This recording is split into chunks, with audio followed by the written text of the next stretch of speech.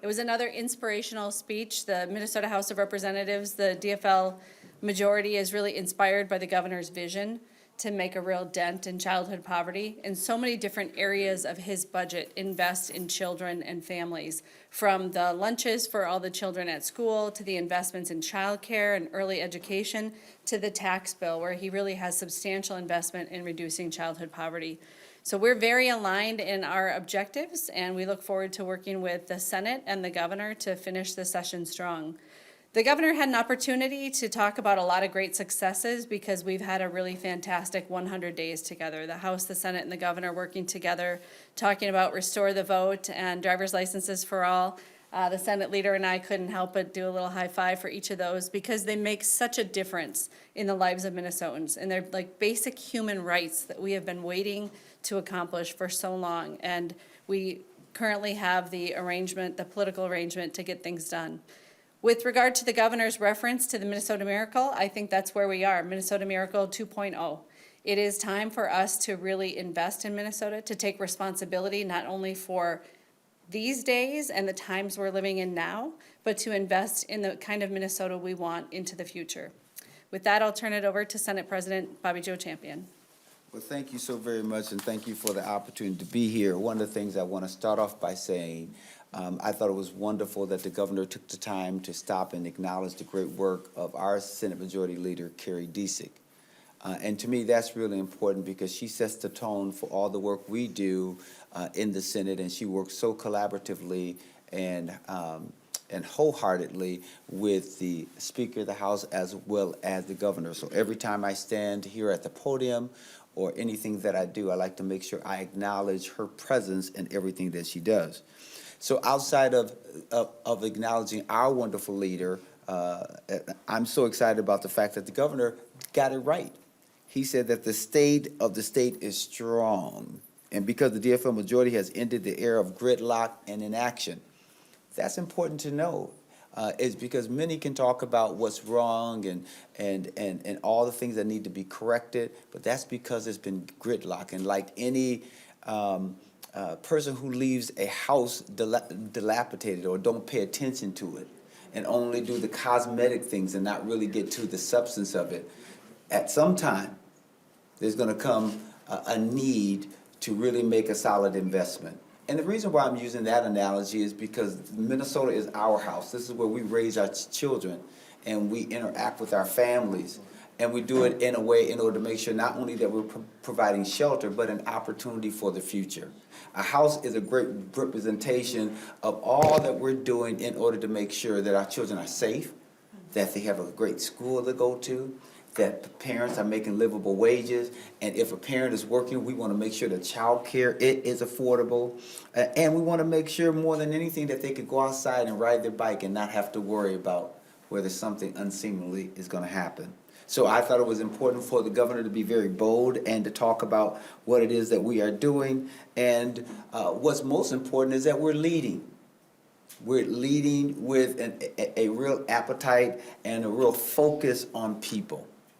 That's why I love the fact that the governor and everything that we've done has been focused on children and families, whether that's them eating or having health care, or whether that is making sure that they can grow up thinking and dreaming about whatever they want to be, and that we are creating a pathway for that to happen. So in the coming weeks, we are going to deliver a balanced budget that really reflects our values. And it's going to help families' budgets, but it's also going to improve the lives of Minnesotans and communities across the state. Even when I think in terms of the job bill, it touches every aspect of the state. And we're not just talking about and concentrating on the metropolitan area, but greater Minnesota. And I heard the others talking about child care. We've made a substantial investment around child care. We heard Minnesota, and everything that we do is about hearing Minnesota. So I'm happy about where we are today. I'm excited about the work we're doing today, but I'm also excited about our future. And so we are making Minnesota the best state in the nation to have a family and raise kids. And with that, knowing that the state is strong, I am going to introduce you to the House Majority Leader. We can take questions. Oh, questions? Oh, we're going to take questions. That's even better. All right. Fire away. Senator Champion, there's something that he talked about that I have not seen yet from the Senate, and that is $550 million in public safety funding for local governments. Can you talk about that, and maybe perhaps it's still to come in the taxes bill? Well, two things. One is that we have put forth an extraordinary public safety bill that's been led by our chairperson, as Senator Latch. And it does touch on how do we make sure that we invest in police and community and all the things that it takes in order for us to be safe. Also in that bill is funding for gun legislation, but there's no specific things in there just because of the fact that there's always work to be done in order to move us in that direction. So there's been a lot of investment around public safety. Others that I'm sure that the speaker will be able to cite as well, because she knows the other bills that are happening on the House side, but it's a collective effort. So public safety is something that we are certainly paying attention to. Tax bill, that is something that is going to be dealt with our tax chair on our side, which is Senator Ann Rest, and I know is Representative Gomez on the House side. But there is a real sense of how do we make sure that we continue, not only just with the tax conformity that we did $100 million already, but what will be our pathway going forward in order to look at whether it's WASH checks, whether it's Social Security, whatever it is. Those things are being debated and considered, and we will have, as I mentioned, in the upcoming month, because I was going to say months plural, but we're not going to be here in months. If I'm here in months, you know, it's going to be a problem. But no, we really have a really robust plan, and you will see all those things around taxes and other great things rolled out. Senator, unless you're going to Well, I respond was just going to to say there was an intelligent question to ask about the tax bill, because the governor's public safety proposal is in the tax arena. So while we have a very robust public safety target, that's really a different thing. So what the governor proposed in his tax package was really a substantial investment in local government aid and county program aid one time in the public safety area. Where we're really aligned in our values is the House has also a very significant investment in local government aid, county program aid. The difference is ours is ongoing, and it could be used for public safety or it could be used for other matters. Senator Champion, you talked about the gun issue needing to be sorted. I know that the red flag and the background checks, I believe, are in the House Public Safety Omnibus. I have two people who can correct me if I'm wrong on that, whereas it was taken out of the Senate. Are you still struggling to find the votes within your caucus for those measures? You know, I don't ever say that we're struggling. I think there's always a conversation about how best to go forward when we think in terms of universal background checks or even red flag. You know, what does that look like? And so the funding is there, and I know that it often says that wherever your treasure is, that is where your heart is. And so the treasure and the amount of money to pay for it is in our bill. Now, I don't like to get ahead of chairs. I don't like to get ahead of the process, and I don't like to speculate, because I remember one time someone asking me, in how many days is X going to happen? And I often say, I don't ever have a crystal ball in my back pocket, but what I do know is that we have the political will and that we have a desire to get it across the finish line, and I share the governor's confidence and enthusiasm to make Minnesota safe. So it has to be done. We can't continue to do the same things that we're doing because there is this old comedian, her name is Mom Mabley. She says, if you do what you always did, then you're gonna get what you always got.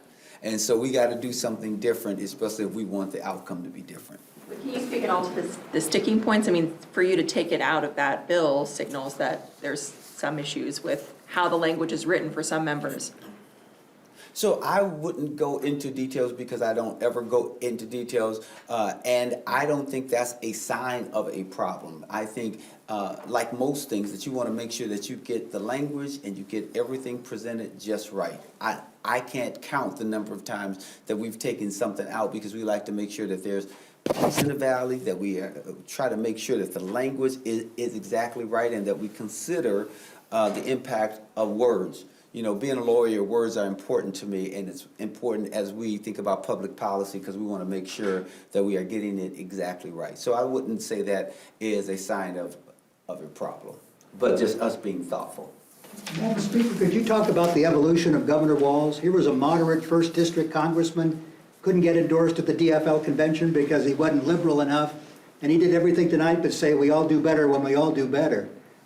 What's going on here? Is he leading, following everybody's lead in the DFL legislature, or what's going on there?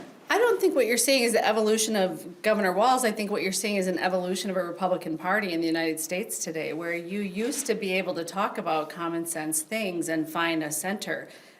There are states in the country where you have a Republican governor, a Republican Senate, a Republican House where they have red flag laws. So I think what you're seeing in Governor Walz is being in a moderate position, but having Minnesota Republicans that have gone very far to the right. And we had, in this last election, you know, he had the good fortune to run against an election denier, and we had the good fortune to run against several election deniers. So I think what you have is still a very centrist, pragmatic governor who would like to get things done. I think when he was a congressman, he was willing to work with people on both sides of the aisle. Here, he is willing to work with people on both sides of the aisle. But you've seen here at the Minnesota State Capitol just kind of a different brand of Republican coming to the Capitol these days. Can you guys weigh in on the number that Republicans have been throwing around, the $9.6 billion in tax increases, and whether or not you guys feel that number is an accurate portrayal? I think wildly inflated would be what I would use as a descriptor. You know, when we talk about financing in state government, you also always have to ask, what time period are you talking about? Are they talking about investments in transportation over the next 30 years, over the next 5 years, over the next 10 years?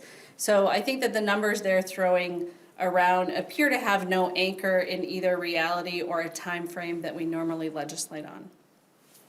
Speaker, what do you make of the governor's, focus of some of touting what DFL has accomplished by contrasting it with red states?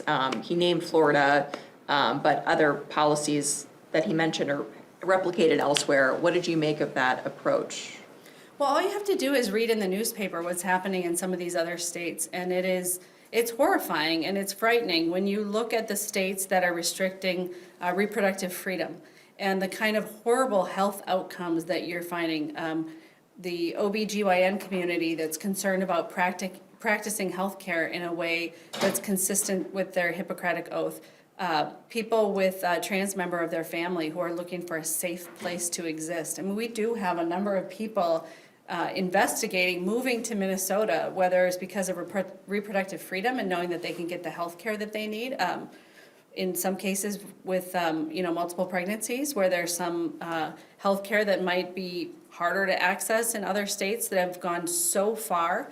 And families with transgender members of their family who can't get the health care that they need. Madam Speaker, along that same line, one of the things that the governor said in his speech was that Minnesota was going to be the leader for 49 states and show the way. And yet, some of those issues that you're speaking of, there's an extreme move the other way, or I should say a vigorous move the other way, okay, on the part of some political powerhouses like Texas and Florida. California's a different animal, obviously. What do you say to that? He's saying Minnesota is going to kind of lead the way on this, but the politics of it doesn't seem to really be that way nationally. Well, I think when you look across the country, unfortunately, we're seeing more of a divide between the red states and the blue states and what life is actually like in those states. The idea that in the year 2023, there's going to be parts of the country that we're not actually teaching all of American history, or that we're taking books out of libraries, in addition to the things I was talking about with people not being able to access the health care they need to live a healthy and fulfilled life. It's frightening, and there is definitely a very big difference between red states and blue states right now. But can Minnesota lead them the other way, or does Minnesota ultimately become an island and then maybe become subject to the vagaries of what happens in the nation and not even be able to maintain the position that we have now? No, we're not an island. There's a lot of blue states that are doing fantastic things like we are. Michigan, New York, California, Vermont, Maryland, Massachusetts. So we're not at all an island. We remain one of the richest states in the country with among the highest Fortune 500 companies per capita. I believe we're still at fourth highest income per capita in the United States of America. So if people want the good life, they can come to Minnesota. What this governor said tonight in his speech and what he has shown in his actions is, when you come to Minnesota for the good life, it will be here. We will have invested in schools, we will have invested in healthcare, and you can trust that if you want to raise your child here, your child will be safe and your child will be cared for. Madam Speaker, one more question here. So going back to the idea of centricism that Governor Walz is following, in the Senate currently, there's a very slight majority, and you can kind of see in the House tonight, looked very divided during that speech. How do you think Governor Walz in that speech is trying to unify the two sides, the DFL and the GOP? Because it didn't seem to be that there was outreach for both sides tonight. I thought that you saw the Republicans all stand up on the fact that we had made Juneteenth a holiday and the fact that the governor is very committed to investing in public safety.